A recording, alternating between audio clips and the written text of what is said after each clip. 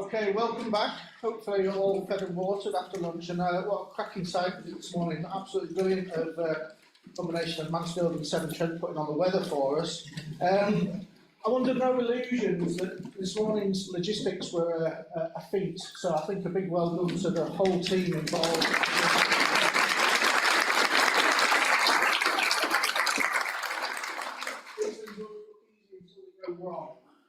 In my experience, but thank you to Severn Trent, ACON, our CPC Civils, Caliphate and Mansfield District Council, who gave us a really impressive tour of a range of such features. And I thought what was interesting is not just the variety of features, but the context within which they were built as well. So really great opportunity to see the investment.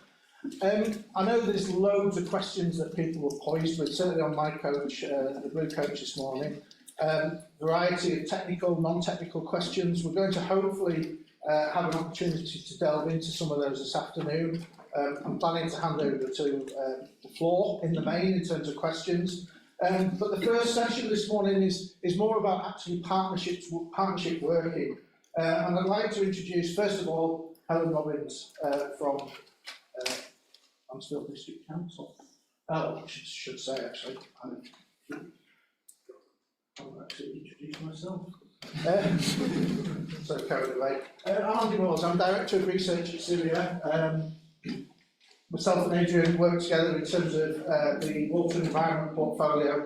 And in terms of this afternoon, it's broken up into essentially a series of half-hour slots.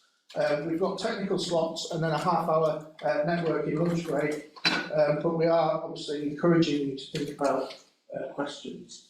So that's what the agenda looks like, and the first session is really about partnership working, and I will hand over to Helen to explain more about issues.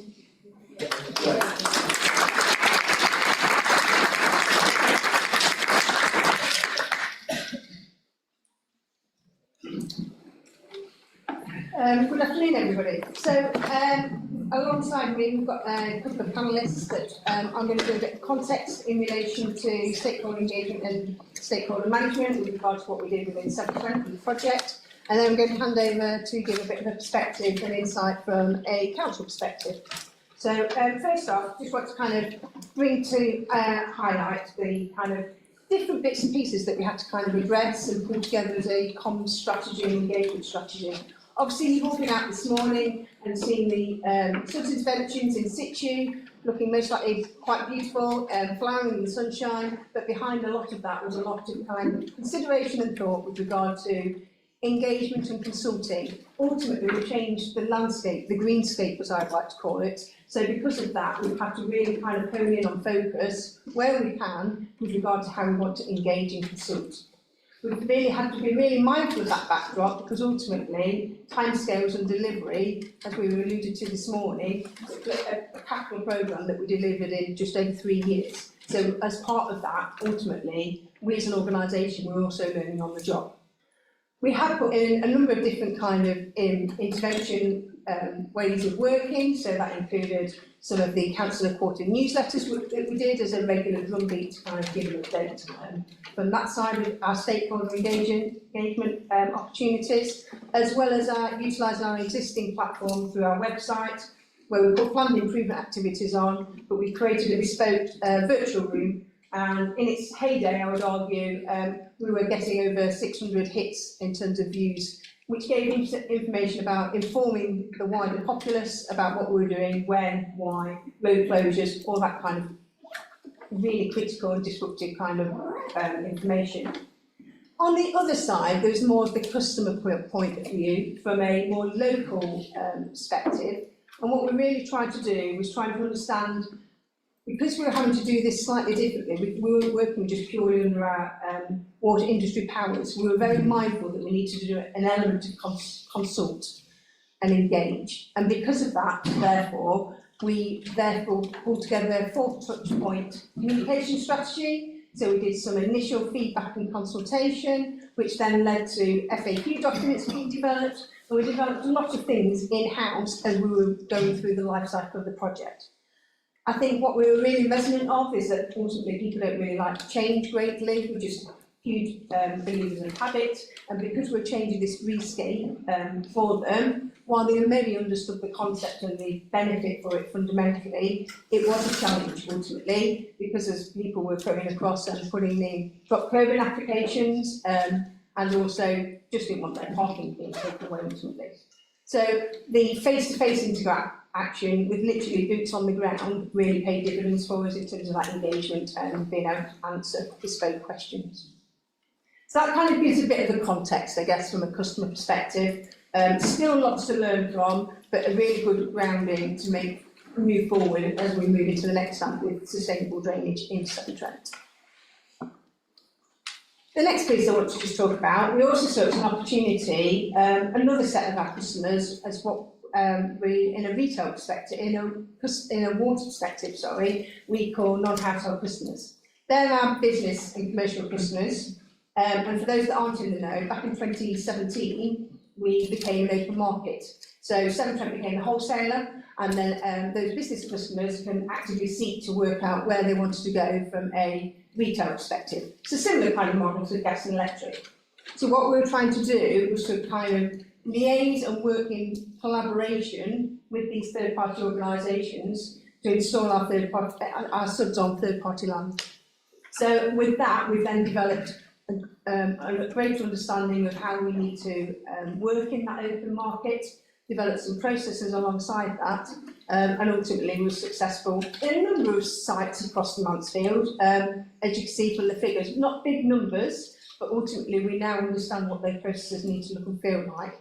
And our biggest success ultimately was more government organisations. We struggled more in the supermarket areas and the pub chains, mainly because of a mixture of nervousness around land sterilisation, and also the fact that actually one supermarket, quite engaging, really interested in it, but fundamentally went a bit quiet at the back end. We're trying to understand why, because we thought some permeable paving, some Burton Street rain gardens would be really beneficial, and to find that they built a McDonald's on it.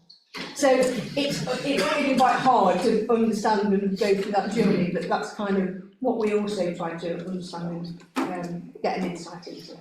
So just to give us a bit of a flavour in terms of some of that customer interaction and engagement, and I'd like to pass over to James and Councillor Whitby for their insights from a more council perspective. Super, thank you. Hi everybody, sorry, I don't know if I go then, that would have been in the paper.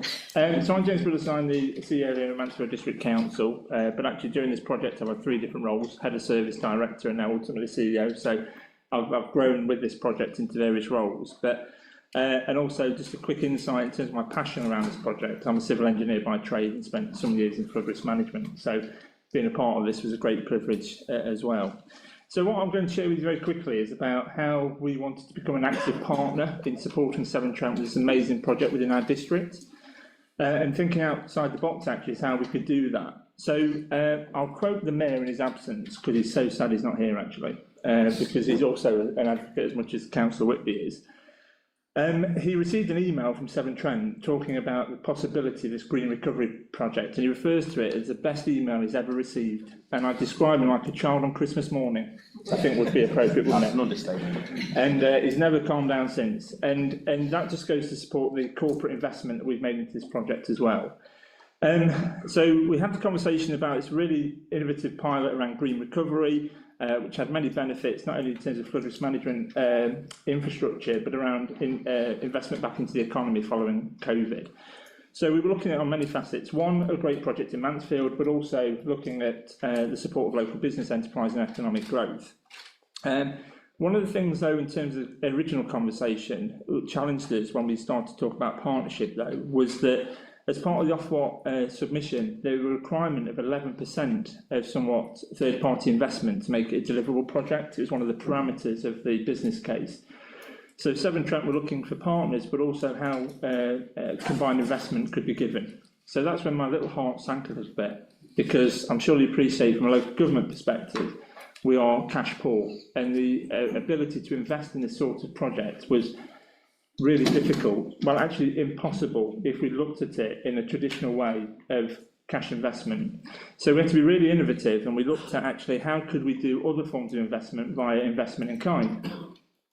And working with Adam and the team, we were looking at talking about site location, and we thought we are asset rich in terms of land. So from an open space perspective, you'll have seen today many of the sites that we've been to are one of hundreds of the sites where we've got assets on our land, our parts and open space.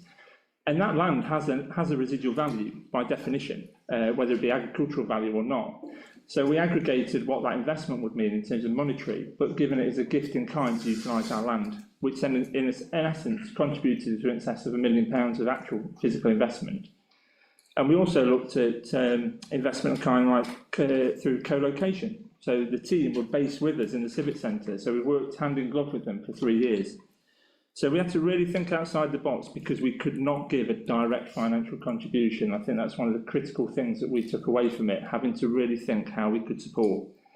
The other deal breaker, if we're brutally honest about it, and this is one of the challenges around flood risk management, asset maintenance and longevity of the asset, is future liability and maintenance. So we sat there and we were getting excited, weren't we? And then the penny dropped, oh God, who's going to maintain these? Good Lord, there's hundreds of these you're putting all over the place. And then, like Adam referred to, when Liv at Severn Trent said that they would maintain and take on the assets in perpetuity, it was a deal breaker. Because if it wasn't that, we would not have been able to support in the project delivery, because we would not have had the revenue ability to provide cyclic maintenance to this level of infrastructure. It just would not have got off the ground. So Severn Trent's innovative approach to push the boundaries of thinking in the industry to take on the adoption was inspirational and a core benefit to Mansfield, for which we are eternally grateful for.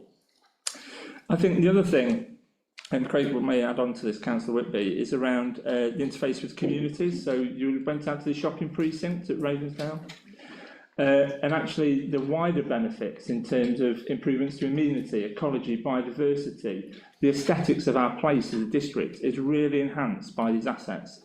So although they're serving a totally different purpose, the core benefits or the wider benefits are actually enhancing our place and putting Mansfield on the map as a place not only with amazing innovative infrastructure, but actually enhanced immunity as well. So again, a real bonus for us. And before I move on, I will pass over to Councillor Craig Whitby because I'll be in trouble in a minute. But in terms of the other thing was around resourcing of our own time and staff. So it cannot be underestimated that when Adam did talk to us about this programme, I thought he'd lost the plot. How long, sorry? 3 years. That level of investment in infrastructure. And it moved at pace. There is, I would describe sometimes talking to Adam as being trapped in a whirlwind because his energy of him and the team was inspirational. And actually, from a local government perspective, we obviously have a lot of bureaucracy and challenges and legislation, and we still had to follow them, but we were travelling at pace as well, which was at times a challenge. But nonetheless, if we hadn't, the project wouldn't have been overly deliverable. And it did require input from our planners, our legal team, our property surveyors. And again, we gave that as an investment in kind of our staff time. So yeah, many brilliant benefits, a number of challenges along the way, but a scheme that we are immensely proud to be a part of, and actually immensely proud that it actually took place in Mansfield. But I'll hand over to Councillor Whitby to say a bit more. Thanks, James. So my name's Craig Whitby. I'm the Deputy Mayor and Cabinet Member for Corporate and Finance. So the finance element of this is a big, not concern of mine, but a big interest of mine.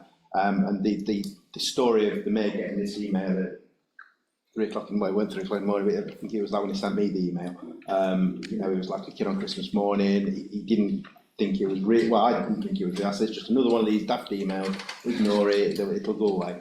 He said, no, we can get millions and millions of quid being invested in Mansfield. I said, don't be silly. Anyway, he was right, and I think he needs credit actually for driving this forward, because without his passion for the green agenda, we wouldn't be at this stage today. So that's been a great thing, and it's been great driving to all these different sites and seeing all of the initiatives in between the sites as well. There are many, especially with the curbside ones. But my biggest part of this has been sort of the community-facing side of things. So where this has gone, where the communities have been against us in certain areas, and where they've been with us. And quite often it's meant me spending a lot of time on social media, not arguing with people, but just pointing out the facts. But what's really worked well is the team Adam and the team have been really quick at coming back to me with queries when I've escalated things, but also it's the public information, so the stuff that's on the website has been an absolute godsend, even from the technical aspects of it. So you'll always get people with different concerns when these things are happening on the front doorstep, and quite often they'll have had a view of a village green for 50 years, and all of a sudden there's builders everywhere digging all the land up, and there's going to be a little lake there that children are going to fall into and stuff. So there's been so much positive stuff online that's been put there by Severn Trent that's allowed us to just point people to those resources, so they're not listening to the local councillor who know the full facts. You know, we'd had all those facts and we were able to communicate that with the concerned parties, but also the participation that Severn Trent's had when we've gone out in the community at other different sorts of events. So we had a business networking event, and Severn Trent were there with a stall, and we were able to speak to customers with concerns as well. But it has been a learning experience for us, and how to deal with the customers, because it's easy for us to say that this is a great idea for Mansfield, it's infrastructure, it's investment in our time. If it wasn't happening here, it'd be happening somewhere else, so we need to go along with this. But it's different when it's happening on the doorstep. So it's been quite successful in some ways, and it's been unsuccessful in other ways how we've managed things. But overall, I think it's been a massive plus for Mansfield. Thank you. When I first met Craig this morning, he said he wore the Facebook scars of engagement with the community. I just wonder, what do you think was the most compelling argument for this that actually resonated with the public? Well, the biggest phrase that I used to use is, look, you've got a bit of pain. So where we've had to close roads in small villages, for example, for a couple of weeks, you know, I've been able to point people to this schedule of works and say, normally we're ahead of time. I think it's just managing expectations has been the most difficult part, but generally they've finished ahead of schedule in most places, and that's for paid dividends. But also just the phrase that, you know, a little bit of pain for long-term gains works really well, because these things are big infrastructure projects. It's like going back 50 years and however long it was when pylons were first being erected and we were putting the electricity network in. These things have to happen if we want to improve our living space. Thanks. I'm really conscious that there's practitioners, you know, from across the spectrum in the audience. I want to really open the floor up, if possible, if anyone's got any questions in terms of if they're trying to persuade their local authorities, councillors, etc. If anyone has any questions. Thank you. Just bear with us 1 second. There are roving mics. If you could just let us know your name and affiliation, if you don't mind. Robin Reid. I used to work for Syria 25 years ago. We've got room for practitioners. What jargon should we avoid using with councillors and members of the public? We've got lots of technical words here. What didn't you understand when you first began discussing this? Most of it. I mean, even just listening to Adam today when he was talking about, I can't even remember the acronyms, but you know, I know it's something to do with water and where it flows. But yeah, keep it simple is the. I don't know which words to avoid. Any acronyms are a bad one, because we use them in our little bubbles all of the time, but as soon as you talk to the public, acronyms are a big no-no, I think. So avoid them. Come up with different words to make big words sound simple. I think just to add from that, in terms of the work that Adam and the team did around specific localised engagement as well, so not one shoe fits all, in terms of we had community interface events, didn't we, which were partnered, the form of literature, the type of literature, the use of language is critical, isn't it? Because you're trying to sell change, I think we alluded to, and change isn't often receptive for some people. So I think, yeah, it's acknowledging though that there's not one right way of doing it, and you've got to be adaptive in your communication style is what I'd probably suggest. Notwithstanding the fact that there is unlikely to be another golden carrot, has it changed the paradigm within which the council operates in terms of doing things differently? Is the business as usual different as a consequence of this?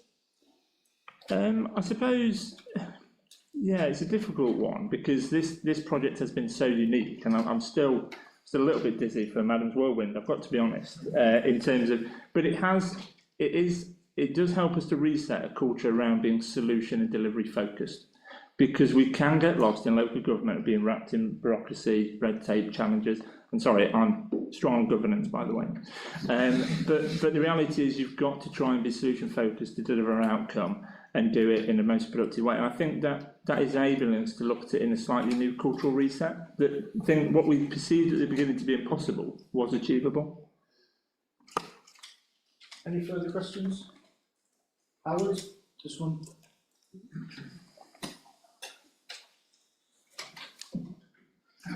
Howard Gray from Green Blue Urban.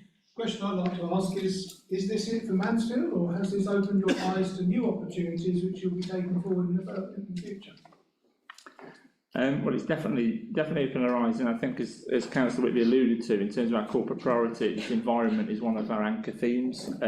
So we want to amplify and learn from the project. I think what we also want to take away from it, and I should have mentioned, is that working with the project team, we did have a supplementary planning document, really trying to reset our thinking around SuDS within Mansfield from a planning perspective. We've not got time, but I was going to talk about Schedule 3 of the Flood Water Management Act, but which I'm a massive advocate for. But actually, what do we do in the interim of that being enacted? Because actually, what Severn Trent has done needs to be an industry blueprint to challenge that thinking. And it's actually, we've got to be conscious, though, and resident of how we build that into the planning process, because until developers are truly bought into it, we don't want to put developers off from developing in Mansfield. So it's walking a nice edge, if I'm brutally honest, but we won't give up in the energy around pushing it to be the standard in which we would expect within our district. Yeah. I'm just wondering, in terms of capacity and capability development, you talked about being co-located, consultants, water companies. I'm just wondering, you know, we've got a challenge as a UK PLC to upscale this and take lessons from Mansfield and elsewhere and deliver them across the country. What does that look like for council officers? Yeah, so we've been on a big journey, as many local authorities and private sector alike, in terms of one public estate. So looking at asset rationalisation, shared services, shared delivery of office space and accommodation, and having the project team, like I say, working with us hand in glove was brilliant. It also didn't provide me an opportunity to hide from Adam. And vice versa. So, yeah, somebody gave him a badge to enter the council bit, so I just see him steaming on the glass on my office window. But no, all joking aside, it truly gave harmony and interaction between a one team ethos, because yes, Severn Trent are a water company, but actually this project was for the greater good of our community. So that integration, I think, was critical. So I would be a massive advocate for projects of this time scale. If a council is going to be a part of this, that co-location, I think, has many, many benefits. Apart from check about your passes for if you're working with them. Any question here, Bill? Fire away. Apologies that it's slightly more of a statement, but picking up on the point earlier about avoidable jargon, I was just noting down some of the words detention basin, attenuation basin, bioremediation, etc. SuDS as an acronym. Rain gardens, most of what we've seen today could be described as rain gardens at one scale or another. And most people actually get that, gardens that accept rain. So just a recommendation to try to use that kind of language. Thanks for the question. I can come back on that. I think that's brilliant. And that's something that was used heavily. These are rain gardens, and quite often we do having presentations talking about these rain gardens, and then we're looking at the more technical side of things, and you didn't know what they were quite talking about. But one thing that did help was visualisation. So early on, particularly in the Mansfield Town Centre project and the Memorial Garden area, what I think really stands out to me is the fact that the 3D mock-ups of how this would look are absolutely accurate. Whoever did those did a superb job, because how it looks now is how it was presented to us, and we thought, yeah, it probably won't look as good as that when it's done, but I think it looks better, especially if you've got the timing of the year right in terms of the blue. But I think it looked great, and I think that helps sell the idea is the visual stuff and the simple terminology, definitely. Certainly looks better than that, Carl. Question? Oh, sorry, yeah, someone's already got the mic. Yeah, fire away. Bethany Lawrence from Portsmouth City Council. I'm not a politician, but I'm going to ask a political kind of question. Firstly, do you know how many parking spaces were replaced by on-street rain gardens or any form of rain gardens? And secondly, how did you reconcile two very different political pressures or priorities? Obviously, this was your strategic priority, very laudable, but parking is a very localised issue and one which features heavily on any politicians' and highways authorities' radar. Yeah, I suppose from our perspective, not being the highway authority, obviously we had interaction with residents about the impact of where the features would be located. But ultimately, I think, again, credit to Severn Trent communications team, because they were actually the conduit of a clear, consistent message around that.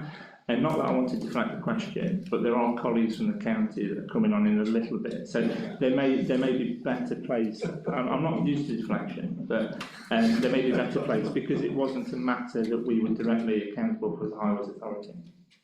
It was a source of contention. There's one behind you there, Susan, I believe. I think to answer from a Severn Trent point of view, we tried to target the drain gardens, street drain gardens, where the existing EV parking was, capacity was met easily. We did have some interesting challenges. I was liking to Port Pot and Starling on one particular street and spotting so yeah, there's some challenges.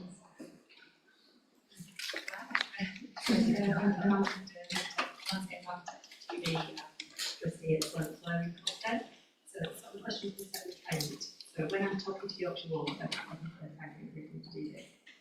What funding stream did you use to justify doing this? Is it CSO prevention? Is it upgrading existing sewer infrastructure? How do you explain it? Yeah, so this was part of our agreement recovery submission to Water, which is a one-off submission, which was, as I said this morning, 18 months into that investment period. So it was a trial for the water industry. We have an obligation to share, that's why you're all here today. And Angus will talk a bit about that this afternoon. This is a flood alleviation project. This is to reduce flood risk. It's also got the additional benefits of reducing storm overflow activation, but it is a trial for the industry, not just for Severn Trent, on how we could potentially gain some of the innovative interventions that we've done and take them into our toolkit for alleviating flood risk or storm overflow activations going forward. I'm sure you can look at, if you look at our business plan, we're going to be investing 1.5 billion over the next 5 years in reducing storm overflow activations down to less than 10 average spills. So only in the extreme events, and with the knock-on effect of paving over front gardens, we're seeing that increase of storm overflow activations. So what we've learned here becomes part of that toolkit for those solutions. So we'll be spreading that. If you see Yorkshire's business case up, they will have exactly the same kind of investment in their plans, as well as flood alleviation, and this can be part of their toolkit. Time for maybe one last question. Someone down the front here. I might be passing this straight back to you. Hi, Emily Clark, Emily Water. I just wondered, how big was the stakeholder engagement team? Was that a static team across the whole of the project, or did it kind of vary in size, and how long were they working for? Alan's getting that. So the core Severn Trent team that was specifically on Mansfield was no more than 3 FTE at any one time. We ramped up most likely the last 18 months, 2 years for that. We did have the wider kind of corporate comms supporting us with some of the communication leaflets and the website and the virtual room, but yeah, fundamentally it was a core of 2 or 3 colleagues. In addition to that, we did have our contract design and build contract partners that were also out in the field as well, so they did the back end of the construction and the engagement with colleagues as well. I'm conscious of time, but I'm going to repeat something that I said at the last series susdrain awards, which was at Cardiff. And these things only happen by when there's a mandate from the top in terms of political will. And so it's commendable that a combination of Craig and James, A, got this, we're excited, kids at Christmas, and B, have seen this journey through, put up with Adam, and are here today to share some of those lessons. So I just wanted to say a really big thank you to James and to Craig and for Helen for the presentation.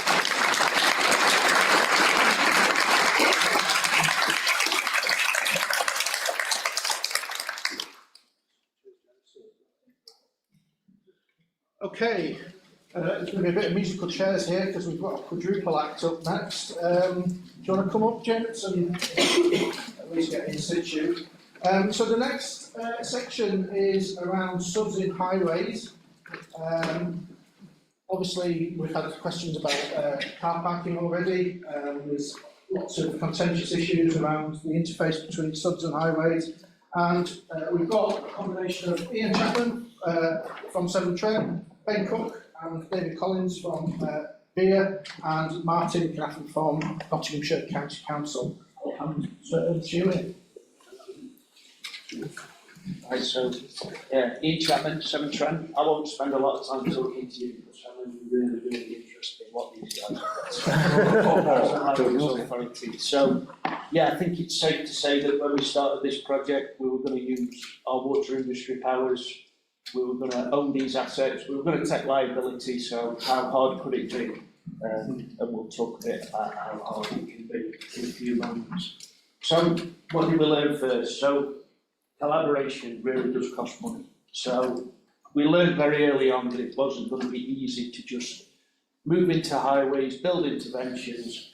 There was lots of interaction that needed to be done from a road safety point of view, which we'll talk about shortly, from highway designs and the interaction of us capturing water at the side of the highway and what that meant for a highways authority and the risks they would take. And again, we'll talk about that in a moment. But what we did do is we co-located, and we've been mentioning that, and you'll hear that a lot today about co-location and all coming together. And I don't think without that we really could have got anywhere near what we did in the 3.5 years. And coming out of a period of COVID where everybody was working at home, to get people to actually come into the office, never mind to somebody else's office, was really a testament to what we achieved. So we built this team, as you can see on the screen. So we co-located into this office. We brought in a design lead from Bayer as a secondment. So he would be reviewing. What you've got to remember is we've got water engineers designing assets that are built on the highway. So there was a massive learning curve between building water, highway drainage engineers and water engineers. And I think Angus will touch a bit more on that later about that complexity. So we knew what we were looking for from a water point of view, and Ben, who was seconded in, knew what he was looking for from a highway point of view. So all the design team went on a very extreme journey of learning of how to not just please Severn Trent from a cost and programme point of view, but how to please the highway authority and make sure that what we built in their road was okay. So Galliford Tri, they went in early and they seconded 2 people in from Bayer to embed that learning, and then we just went on this big journey of embedding the learning, bringing everybody along, getting people to sign up, because ultimately at that point we realised we knew we had to build hundreds of interventions in the highway in a very timely manner, and what we couldn't do is just keep getting hung up by getting no approval from the highway to build these interventions. So on that note, what I'll do is I'll hand over to Ben, because yeah, these are really the guys that you want to talk, that you want to listen to. Thank you, Ian. That's quite a tough act to follow. Retrofitting sustainable drainage systems within the public highway is not without its challenges, and as I'm sure you can appreciate, this is the first time this has been attempted in the UK on this kind of scale. Essentially, Severn Trent Water was seeking consent to build rain gardens, bioswales, detention basins and permeable paving systems within the public highway. So effectively breaking out the public highway. So they had to get the buy-in from Notts County Council and the consent from Notts County Council in order to undertake that work. So instantly that threw up a whole host of questions. If permeable paving was going to be introduced in the highway, for example, what impact would that have on, what impact would traffic loading have on that permeable paving system? Would that create a future maintenance problem for the highway authority? If a series of street rain gardens were put within a residential street, would that create problems with car parking, access for emergency vehicles? Would it lead to problems with traffic, etc.? And also, if we installed verge rain gardens adjacent to the footway, would that create potential problems with for the visually impaired, for example? So these were all questions that had to be considered. Now this was kind of made even harder because Severn Trent Water engaged with 6 or 7 different design consultants who all had a different approach to how they wanted to design the various interventions, ACOM, Arcadius, Kier, Gallifrey, etc. So they all approached things differently. So the only way we could ensure a consistent approach to design was to develop a design manual. Now the purpose of the design manual was an educational guide for consultants to use, which established the design principles for the design of intervention measures within the public highway.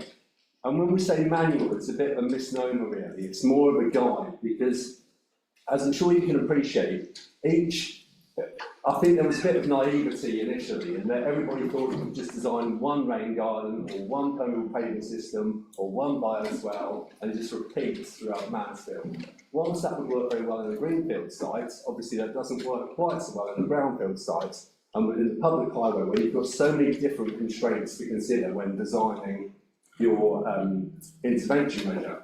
For example, you have the road width to consider, the longitudinal gradient to consider, varying ground conditions, public utilities, and visibility space. So it presented a big challenge to the various different designers who were employed on the project. So the big risk here, that when we developed the design manual, which kind of had to evolve through time as we learned, as assets were built and as problems cropped up, so the design manual was kind of constantly evolving and changing. And as other consultants were brought on board and perhaps offered different ways and more effective solutions to deal with the problem. So I think we're on about our 17th iteration, Angus, of the design manual, aren't we? We're all kind of on this journey together. So the risks associated with that design manual, we had a risk of it being misinterpreted by designers who wanted a prescribed way of doing things. Unfortunately, we didn't have that luxury. Every rain garden was subtly different from the next one, and we had a whole host of different problems to encounter. So there was a real onus on the designer to use some, dare I say it, engineering judgments and consider things from the wider context. There was also the fact that the design manual was fast evolving, so at times really difficult for everybody to keep up with it. And as design houses brought on more and more designers, there was a period of education they had to go through. This was perhaps best achieved by holding regular meetings with each design house, and we would have weekly design reviews where we would sit down and develop designs together, both with input from the Water Authority and the Highway Authority to arrive at the most effective solution. And that pretty much wraps it up. Thank you very much.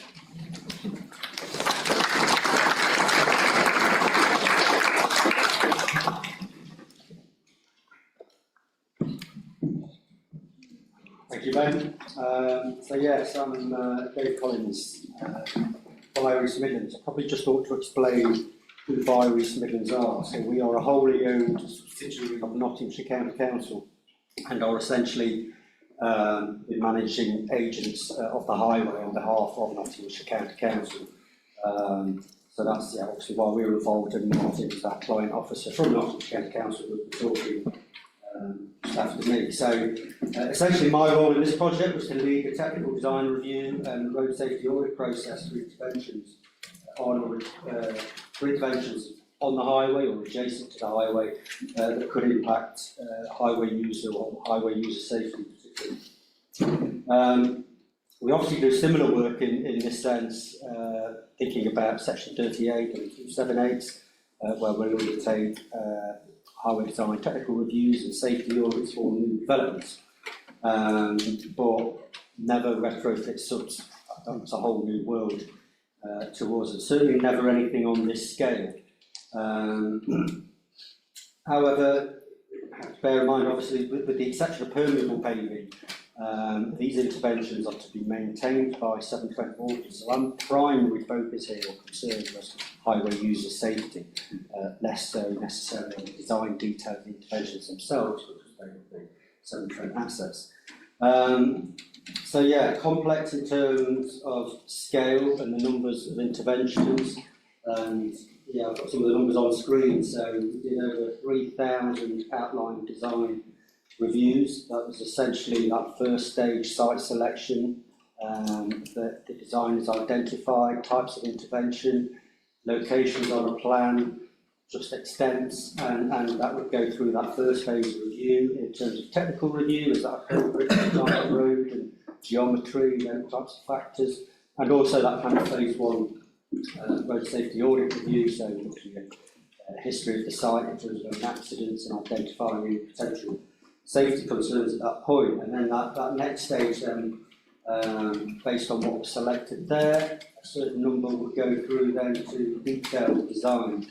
And we undertook around 550 detailed design reviews and around 300 stage 2 safety audits. Not everyone needed a stage 2 safety audit. If it was, say, permeable paving, it's just a change of surface, so it's not really a change or safety audit as such.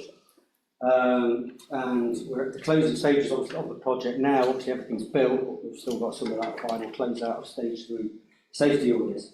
So yes, complex in terms of scale and numbers, and besides the complexities around scale, there were the key challenges that Ben's touched upon a number of them in terms of that early stage learning and having not done this before, and I guess that desire from designers in Severn Trent saying, well, give us a standard, what will work. And I think there was this wish that we could come up with a standard and effectively you could drop that on any road anywhere in Mansfield and that would work. Unfortunately, it doesn't work like that because there are so many different site characteristics dependent on 2 roads of the same geometry. Well, there's other factors, is it traffic cons, are there cycle lanes, proximity to pedestrian crossings, bus stops, nearby uses such as schools, shops.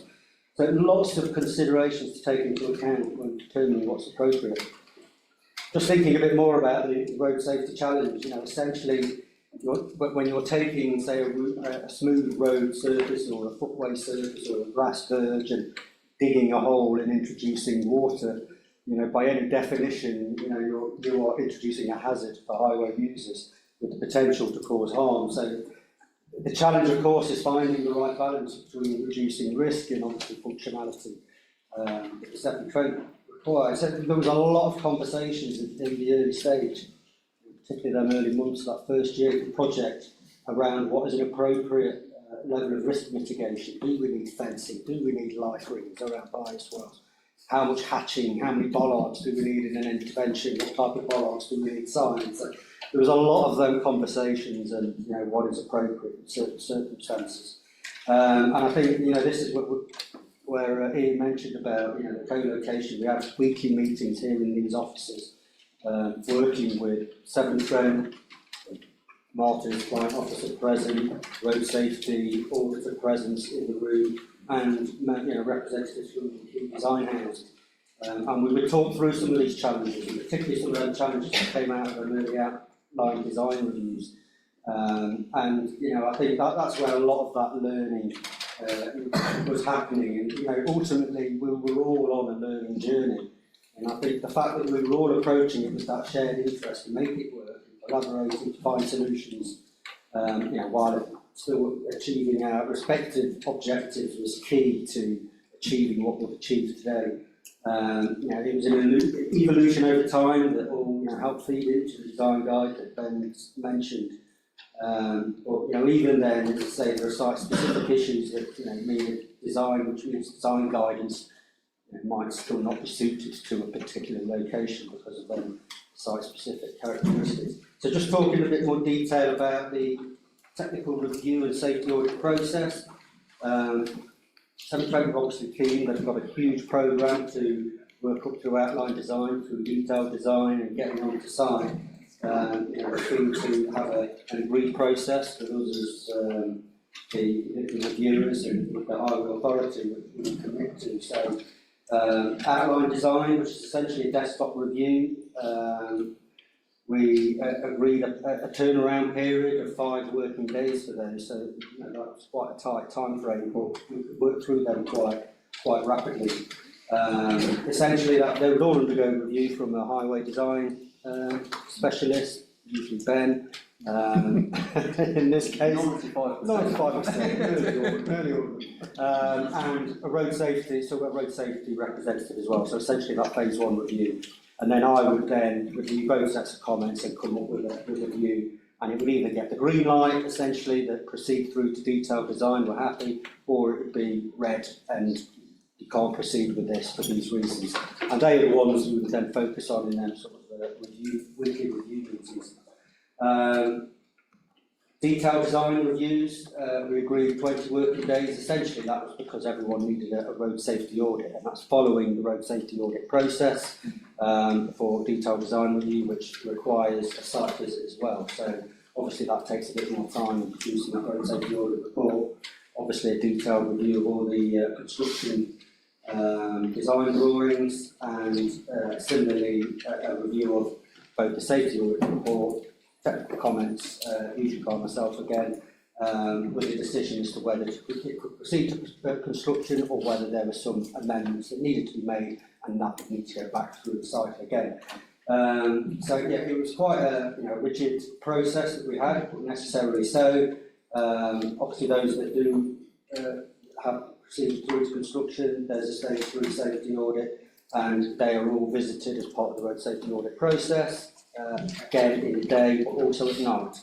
And depending if that threw up any problems and recommendations, again, that would be something that was reviewed, and I would then feedback what I felt was necessary to address any of them comments or problems that were raised. Wasn't always the case that Severn Trent necessarily agreed with them comments or what we asked for. Never agreed. Quite often they would be challenged, and we would then normally either through a site meeting or through correspondence agree between us what we thought was necessary. And sometimes that involved going out to site, seeing these. I'd bring out the Martin the client officer, meeting Severn Trent, and agreeing between us what's necessary. So essentially that was the whole process in a nutshell. Just to comment on the 2 images on screen, the top one, these are the only 2 that I'm aware of where we've had, let's say, interaction with vehicles of rain gardens. The top one's a street rain garden before it's been planted. I'm not quite sure how the car ended up in there, although it did appear to pull into the rain garden rather than drive straight into it, because I think the leaf bollard was left untouched at the front of it. So not entirely sure what happened, didn't hear anything further, but it just goes to show that these things can happen, there is a risk. The bottom one is quite an interesting one, because just off shot to the right is a supermarket car park, and it appears that this vehicle, I think the driver got confused the accelerator, confused the accelerator for the brake, and managed to shoot over a full height curve across a footway. And ironically here, the bias well appears to have potentially averted a more serious incident by trapping the vehicle. Because without bias well, I dare say it would have been straight through the guardrail and straight into a live traffic lane. So there you go, maybe that's a win for sorts of this. On that note, I shall hand over to Marty.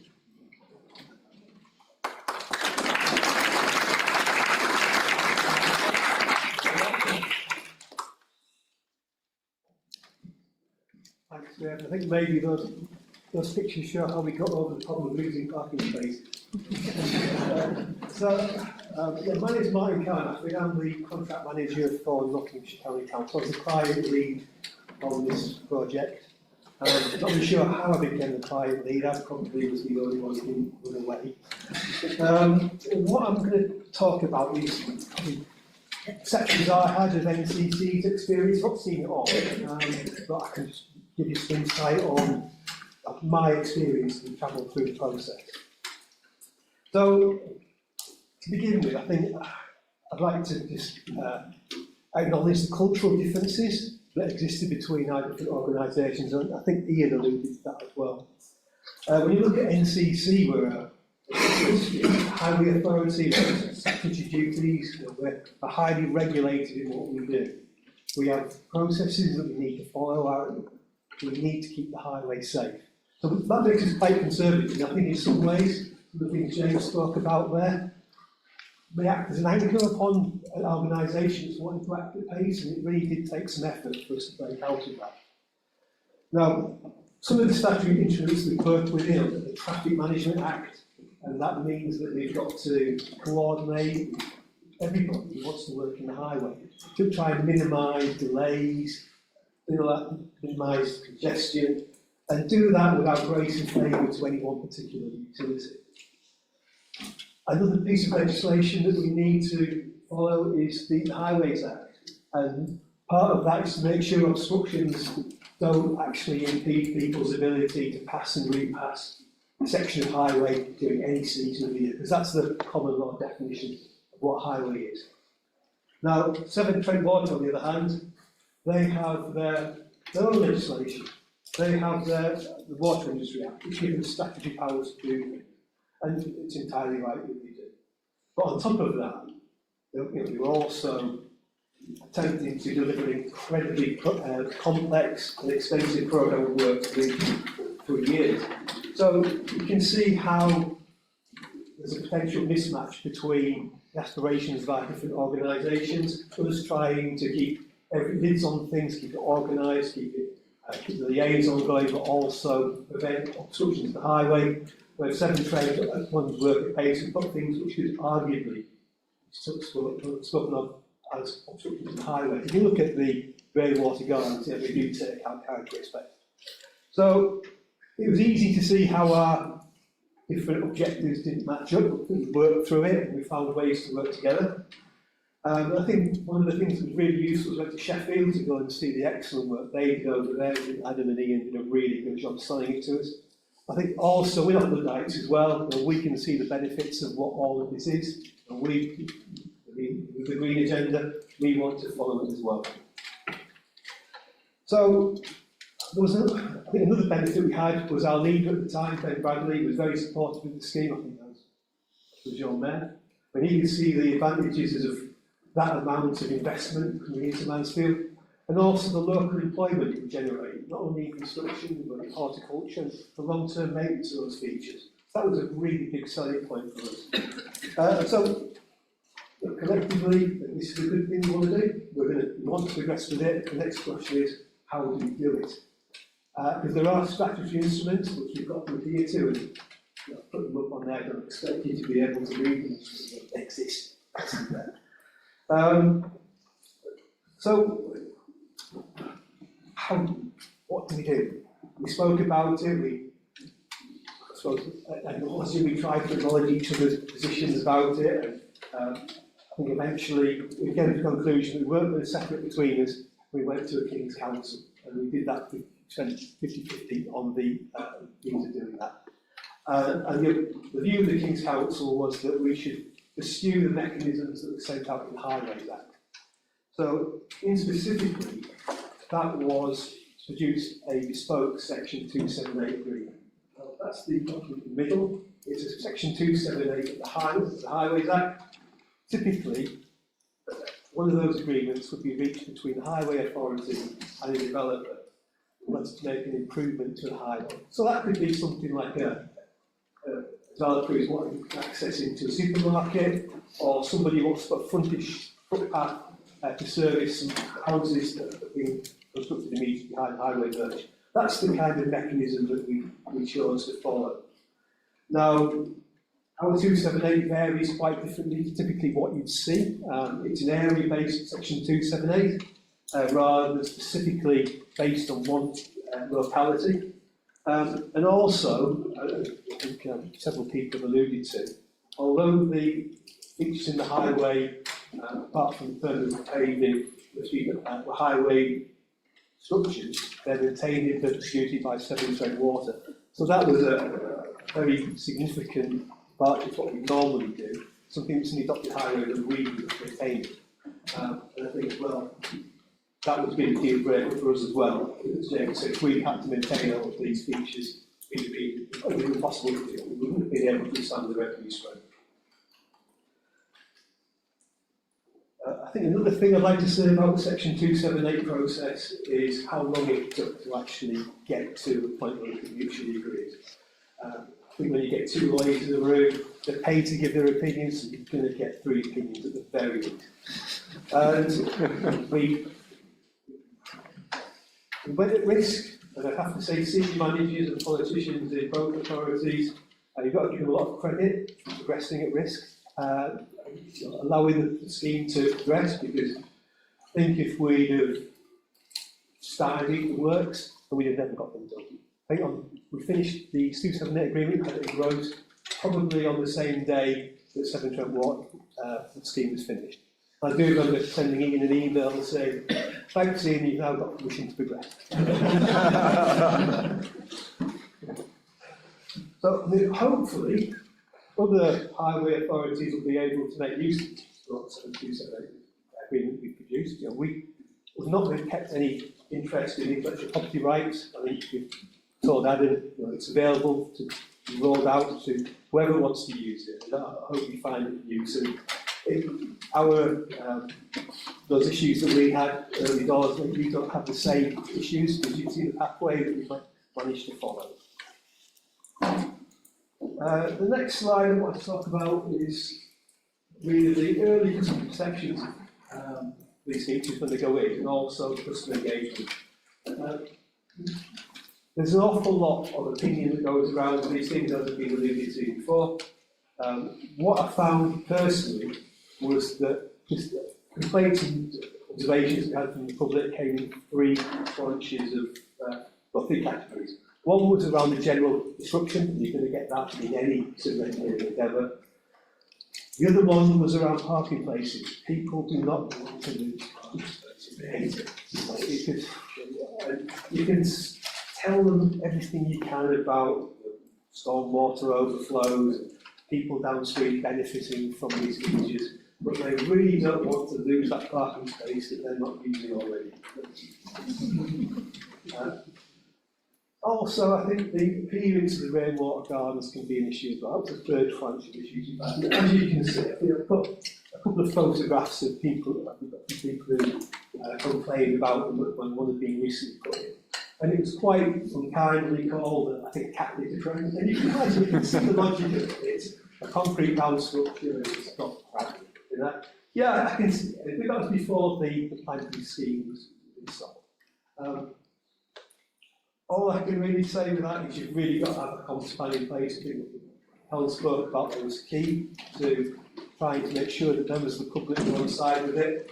And we were also able to demonstrate to them that there's long-term benefit out it. You can have something that's insightfully in your neighbourhood for a little while, but before long, you can have something that's a real aesthetic contribution to your streetscape.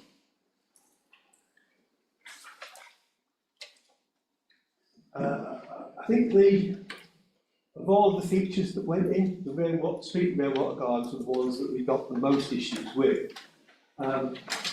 Ultimately, that pressure came off midway through the progress when Severn Trent Water stepped away from street water gardens. Now that was a financial decision.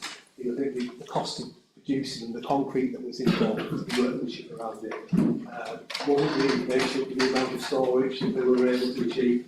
So once we moved away from street water gardens, away from the features like the bio swales, the verge rain gardens, things like that, we didn't get anywhere as near any customer contact with people who wishes to give their opinion, so to speak.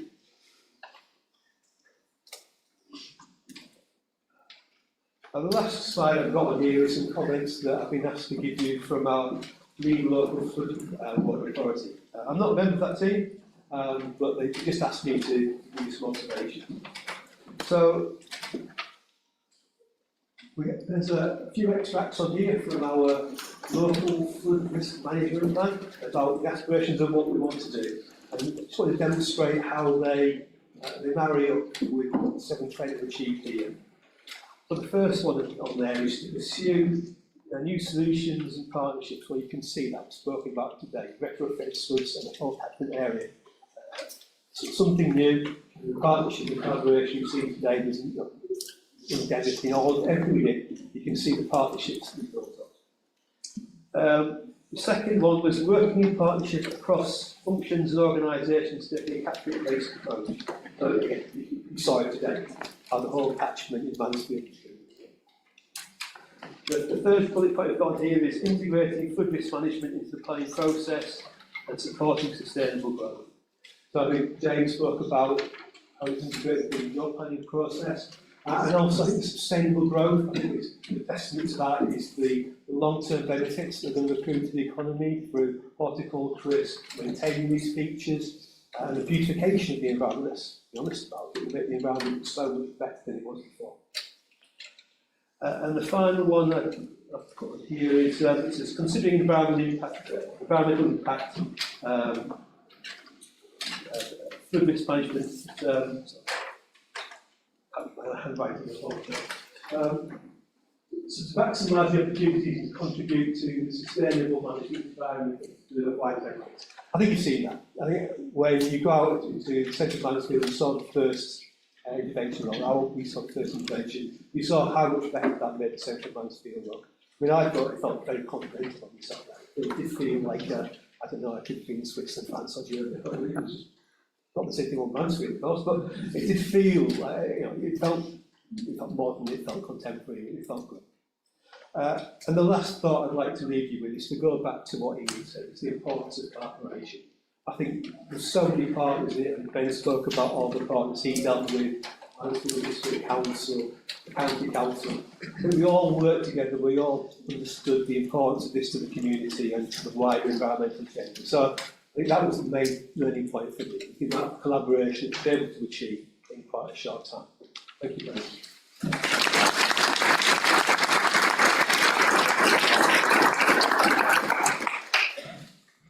Great, thank you very much, gentlemen. We are a little bit behind time, but there is a bit of flex in terms of the speed at which we drink coffee, so I'm really keen to get questions from the floor. Just some observations from that particular slot from me personally. It's nice that people recognise the difficulty of producing good practice guidance for the sector, coming from Syria.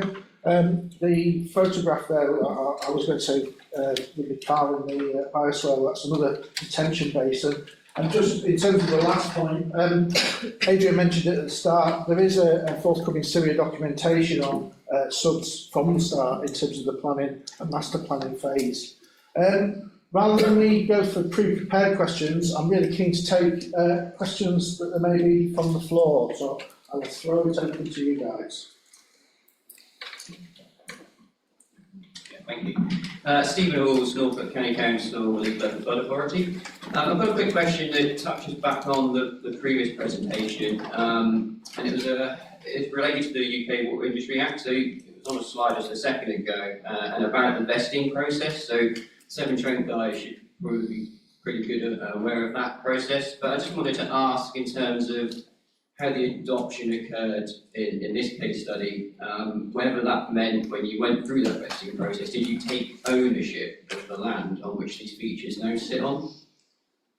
That's a no. So obviously the land, in the same way the road itself is not owned by Nottinghamshire County Council. Yes. So same principle.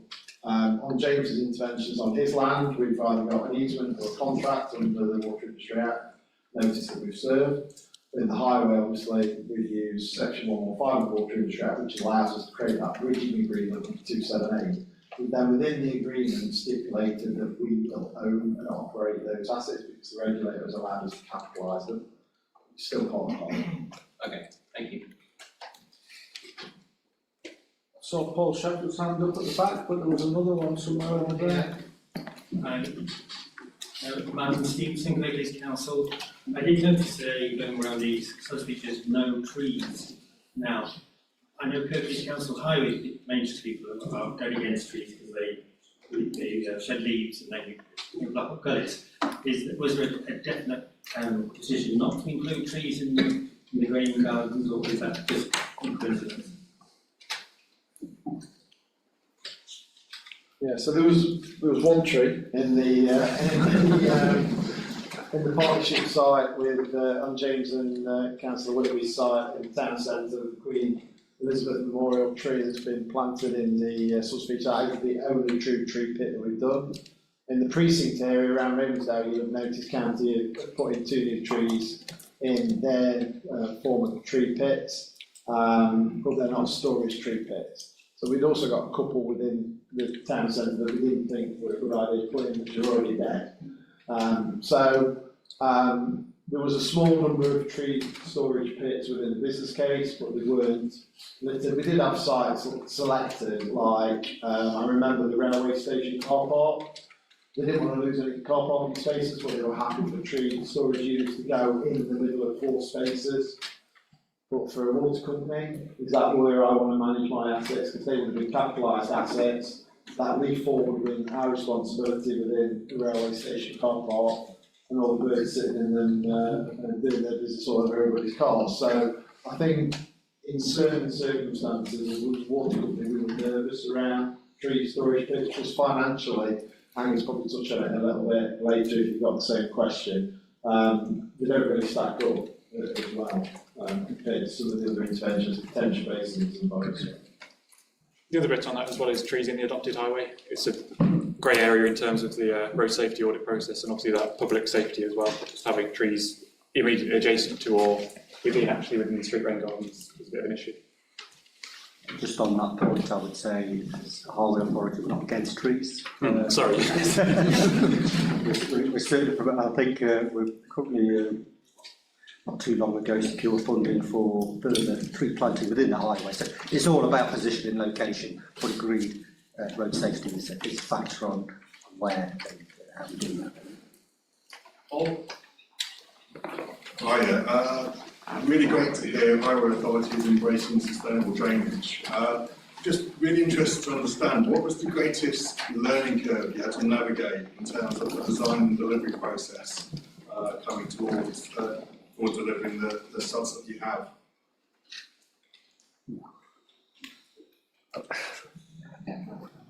I think it's that.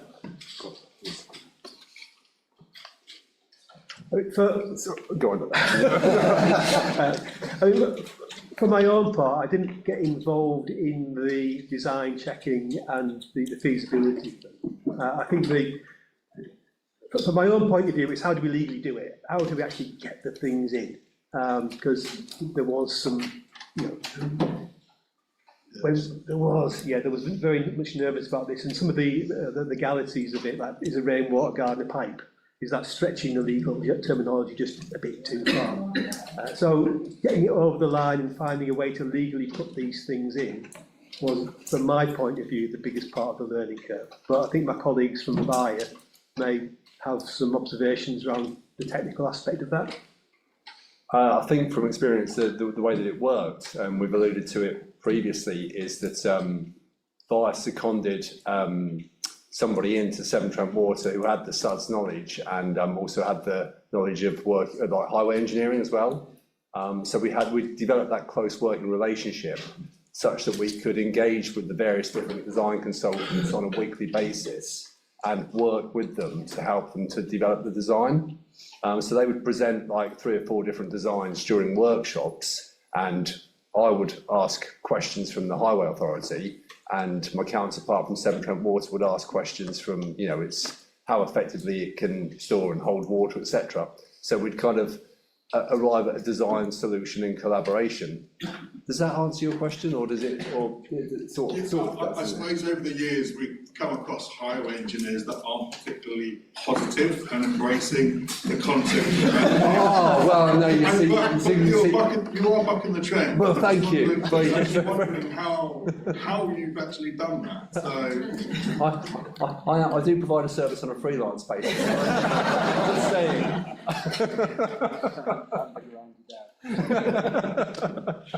I think it was really important to approach it on the basis, we had political support for the project.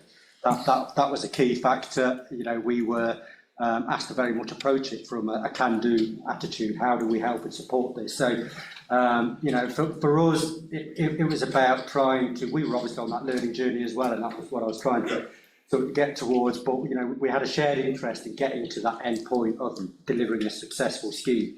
And how do we help Severn Trent to do that was through some of the ways that has already been spoken about. And obviously Ben was working on behalf of Buyer as well, undertaking them detailed design reviews. But how do we, when we were talking about how do we increase the level, the quality level of them submissions? Well, okay, well let's take Ben and put him in Severn Trent and talk to them design houses and help them improve the quality, so that when they do land with us, we're not having to send so many back through that cycle. And I think that was key. But the fact is, we were all pulling in the same direction and all trying to get to the same place. And there was certainly no. I think if we'd have been in a world where, as you were alluding to, where perhaps we weren't on I guess on the same side in terms of wanting to and pushing against that, it would have been very, very challenging. And I think we wouldn't have had the success we've all seen today. So Paul, just add to that, I think Dave just hit the nail on the head. The leadership support of both MDC and NCC came about really quickly, but that came from our leadership going out and actually going face to face. My chief exec in that face to face consultation with James's predecessor and with Ben Bradley, who was the leader of Nottinghamshire County Council and also the MP of Mansfield at the time. And the work that Dr. Robinson, a colleague from Severn Trent Strategic Asset Planning team, are here, and they did the same at their officer level. So before they even called me, that work and kind of goodwill is already there. And I think a water company having the opportunity to lead the project, so you've got a sole leader who is driving the thing forward, but you've got the support functions and the partners in place that are supportive is critical. Right, thank you. I'm conscious of time. There's a gentleman at the back who's had his hand up. We'll make it two more, and then we're going to have to, people are going to have to literally run for it too. Go back to the head. Thanks so much. I think you need to press the main. Yeah, it's on now. Thank you. Jamie Cooper from Stakeholder Council. You've done a design code effectively for retrofitting of SuDS. Have you got any plans for doing a design code specifically for SuDS in highways for new development or anything in the highway? Let me take this. We could have an hour's debate over this one. I'm very passionate in this arena. I think what you've heard of today is a process that can be lifted and shifted into any potential development, whether it be green, brown or retro. We have actually, between us, James is as authority of knocked down a couple of terrace houses and their terrace streets, and they are rebuilding 80 properties just up the road at Centenary Avenue. And we've worked with Dave's development team on actually producing a Schedule 3 site, what good looks like.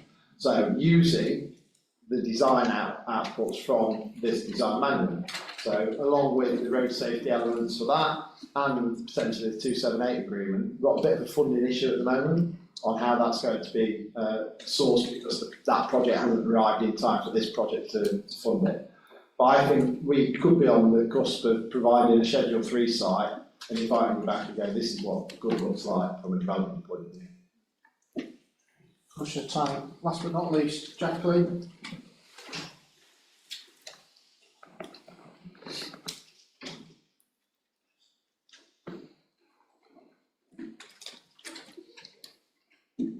Thank you, Jacqueline from EPG. I really like the idea of quantifying the benefits in terms of flood volumes that are created by the scheme. I think it's a really good tangible way of explaining it to people as well, because like most residents, when they hear the industry language of like return periods and that kind of thing, it's obviously it's one of those jargon words that they don't understand. But I would like to know if you have been able to capture any other metrics of that sort in terms of like how many properties have changed flood risk planned or. All that thought. We've definitely got that in the next session after the break. And in the last session.